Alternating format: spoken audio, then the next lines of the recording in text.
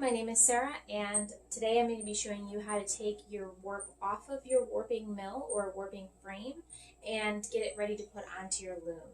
These steps, while I'm doing this with a warping mill or warping frame, these steps are the exact same for a warping board. So the first step that you have to do is make sure that you have the right number of threads counted out onto your frame for your warp. Mine, as I said in the earlier video, should be 702 threads. So I've counted them out, and you might be able to see here this black and white thread, and those are just counting. So every 20 threads, I would tie a little loop in this counting thread to make sure that I had the right amount and I didn't have to count it all at the end. So a little bit more detail about the warp because I left it out of the last video. What you're basically doing is making a figure 8 that starts down at the bottom peg here and loops around all the way 3 yards long for this particular warp, and then it makes a figure 8 on these top other pegs here. This is what keeps your warp in order, and this is what we want to make sure that we keep in the right order. So the very first thing that you need to do when you're about to take the warp off of the mill is, with a contrasting thread or yarn, I like to use cotton just because I have a lot of it, you want to take about a 6-inch piece, maybe a little bit longer. It's always better to have a little bit more than to get it on your warp and not have enough on the ends to make a tie. So 6 inches, I think this is actually about 18 inches. Again, just as long as you have enough. I do like to use a contrasting color because it is very easy to see on your warp. Eventually you're going to have to either untie or cut this. So having it as a contrasting color will really make it easier at that stage to get it off. So what you're going to do is put it through your cross. So imagine you have a figure 8 or an infinity, and there's 2 loops kind of teardrop shaped. And what you're doing is putting the yarn, your contrasting yarn, through those teardrops so that you make sure those crosses will stay exactly where it needs to be. It's a little tricky to get in there, but it is possible, even if it's a really tight warp. So you can see here, possibly, I think, that I have 2 yarns, the 2 ends are sticking out in the front here. And then all you have to do is tie that into an overhand knot. I like to do it fairly loose because then that gives me a little bit more wiggle room when I'm putting it onto my loom. So now I have a loop. This cross is not going to go anywhere. I could theoretically take this entire thing off of the mill at this point and put it onto my loom, and that would be fine. Now, to make it a little bit easier, there's a few other steps that we're going to do. So the first thing we're going to do is, with more contrasting yarn, is mark the beginning and end of the warp. I personally do not like to cut the warp until it is going onto my loom. And in order to do that, I have to make sure that I know exactly where the beginning and end of my warp is going to be. Because eventually, right now, technically this is all one long thread. Because I didn't cut it when I was putting on at all. This yarn was actually really smooth. There were no knots or anything that I had to cut out. So right now, it's one long piece of yarn that is basically doubled on itself every 3 yards. So in order to actually turn this into fabric, they need to be separate threads so that they move independently. What you're going to do to mark the beginning and end of the warp, you're going to pull it up against, pull it back from the edge there, just so that you can kind of manipulate your fingers in there. Take your piece of waste yarn and put it through one of those teardrops of the figure 8. So now I have another piece of yarn here. You're going to slip that past the peg so that it is sitting on what would be the vertex of the loop, basically. So, and then you're going to tie this really quite tightly. You want this to pretty much stay where you're going to be putting it right now. A little bit of play is not bad, but you want it to be pretty much as tight as you can get it. And you have to kind of collapse the warp in on itself so that it's really bunched up. That's another reason why I like to use cotton, is that it is fairly easy to manipulate.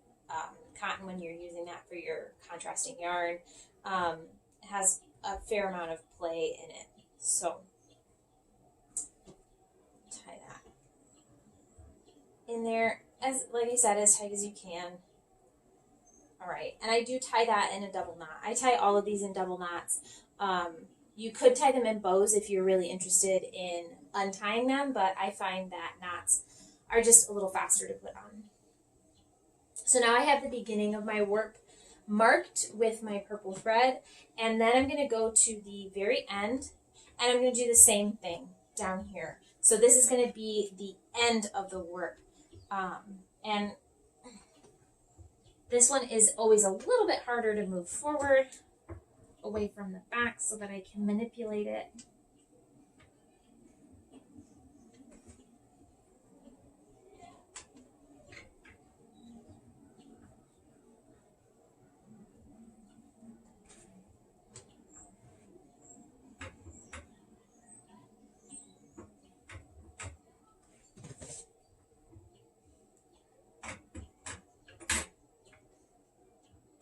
There we go.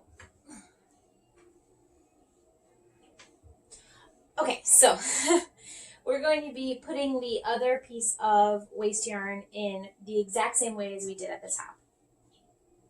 top. It is worth it to note that I start and end my warp at the bottom, not at the cross, because I have found that when I'm going to put it onto the loom from the mill, the knots that you have to make in order to actually attach it to the frame, they get in the way when I put it on the loom. So I like to do all the knots down at the bottom so I don't have to deal with those. For the way that I put fabric or yarn onto my loom, I don't have to deal with the knots at the back or at the beginning of the warp, and I find that to be preferable. So there are 2 knots in here, so make sure that you're going through those loops at the beginning and end, and then do the same thing as we did at the top. Slip it in, and we want to put it at the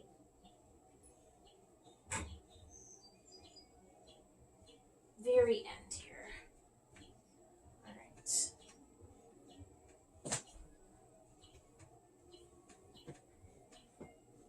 All right. Okay. And again, tie it fairly tightly. You want it to be as tight as you can without breaking the yarn.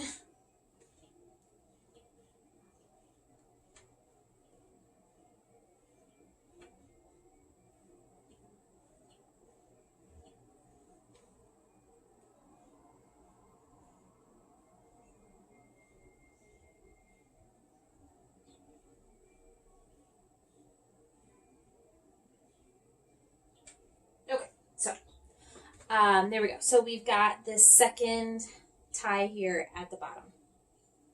Now what you have to do is create what are called choke ties. Like I said, this, as it is right now, is perfectly capable of putting it onto your loom. To make it easier and to keep things a lot more tidy and less likely to knot up as you're putting it onto your loom, I recommend, and pretty much everybody that I've ever seen videos of or read about puts in what are called choke ties. And basically what choke ties do are they hold the yarns there and doesn't allow them to move. That way, you know, as you're putting it onto your loom, that when you get to that choke tie, the warp has not slipped past each other at all. If you slip past, like I mentioned yesterday, you'll have some yarns that are longer than others, and you won't be able to start weaving until those shorter yarns begin. So all of those longer yarns is just waste. Which, when you think about it as well, at the end of the warp, it'll be longer on this side and shorter on this side, so then you also lose that whole area as well for weaving. So it's really important that you don't let your yarns move past each other. So again, with some waste yarn, you're going to pick a spot. I like to do, the second section from my cross. So my cross is up here, and I like to do the second section because that gives me a little bit more room when I'm putting it onto the loom. So this would be the first section. This is the second section. And all you do is gather it up as much as you can. And this one you want to make as tight as humanly possible. Sometimes in order to do that, you have to kind of bunch it up around the edges so that it's starting in a more bunched place. And I actually need a longer piece of yarn for this because it's such a wide warp. Like I said, it's going to be 30 inches. So, and then, like the name implies, you're going to choke off the warp. So you want to make sure that it is not moving anywhere.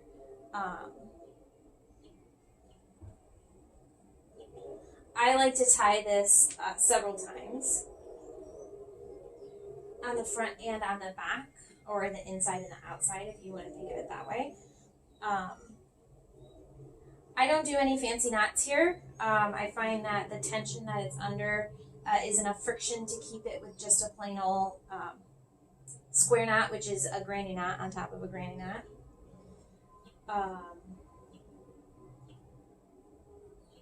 And again, you want it to be no slipping. So as tight as you can make it. If you notice when you let go of that overhand knot, you might want to try a surgeon's knot, which is pushing it in twice. This one, again, is really wide, so it's really pushing against. So go over, and through again to add more friction. There we go. And then choke it off. So that is the choke tie. And you can see that the warp really bunches in there. That's a really solid mass at this point. And then what I do as well is I do a second one on the opposite side as the original. So another two sections to put it here.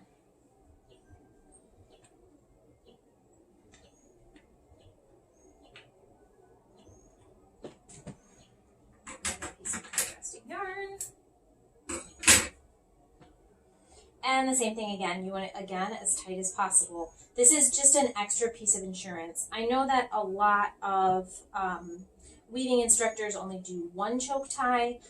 Some do like a million. I don't know. Every yard or so, I've seen people do them. I like to do two. I feel like two is enough for me. I don't do super long pieces of fabric on my loom. So I don't find that I need to have more than two to keep it from slipping. Two usually is good enough for me.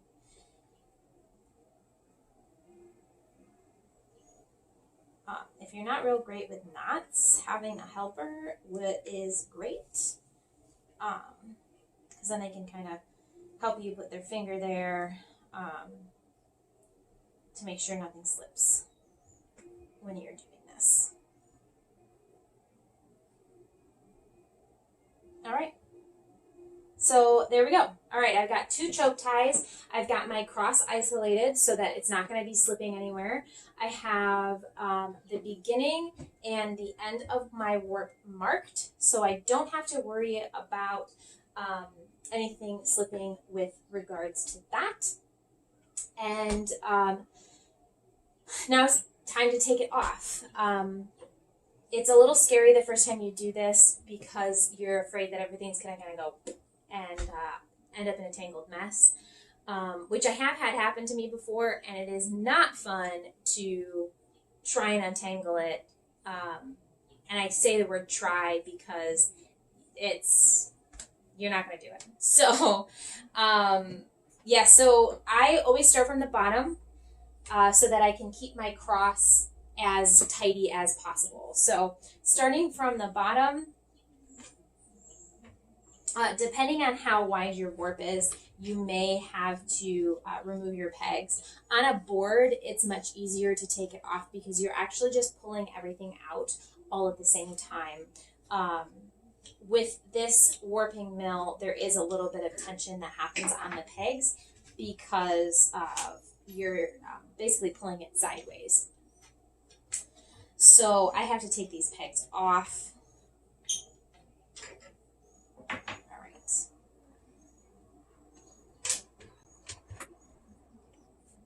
Can't take the pegs off. It's under a lot of tension. I probably wind my warps a little too tightly.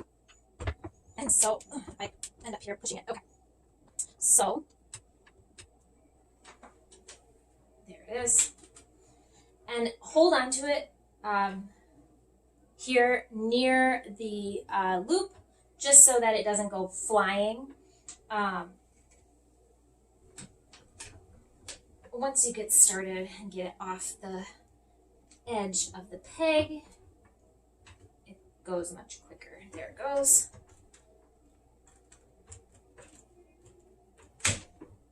All right, so there it is. And you can see my marker here at the very end, and it is much looser now than it was because now the warp is able to bunch up more on itself. So, and that's fine. You can either leave it that way, or what I like to do is to loop it around again and feed it through, make it really tight like that. And that just stays there with friction. Nothing more fancy than that. Okay, so then what you're going to do is you want to somehow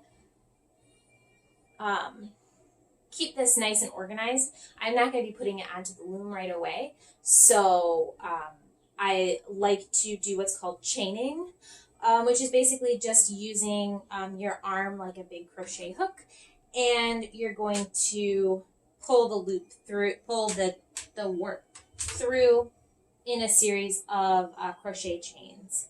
So it also helps to have your arm against the warping mill to keep it from spinning freely. If you have a break on your warping mill, this is perfect for that. I do not, so I use my elbow or my hip. You want to keep it pretty much under tension. And now we're here. You can see this is one of our choke ties. And it's a good indication that your choke ties are working and that you have a good warp when you get to that part in your chain and there's not a whole lot of bubbles happening on either side. It just is basically another checkpoint to let you know that you're pretty even all around. So, and just keep going.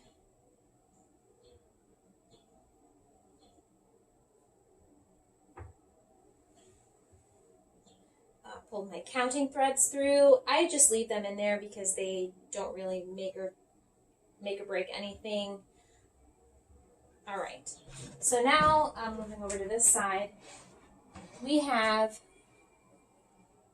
right at the end, I do not pull the cross through the chain. I stop basically when I get to that peg. And you can see I have a loop here that my hand goes through. I'll grab my fingers through the cross. So through that figure 8 where the long loop is to preserve your cross, I put my fingers, my thumb and my middle finger through there with my pointer finger on top and just slide the whole thing off. And then there you have it. There's your warp chain. You can see it's much smaller than it was when it was on the warping frame. And that's ready to put onto your loom. So that will be the next video. I'm not in the video anymore. There we go. So that'll be the next video, is how to take it actually from this state and put it onto your loom. That's where most of the work begins. This is really monotonous and repetitive and very relaxing. Putting it onto your loom sometimes is not. So there's a lot of small steps, which I will try my best to show you.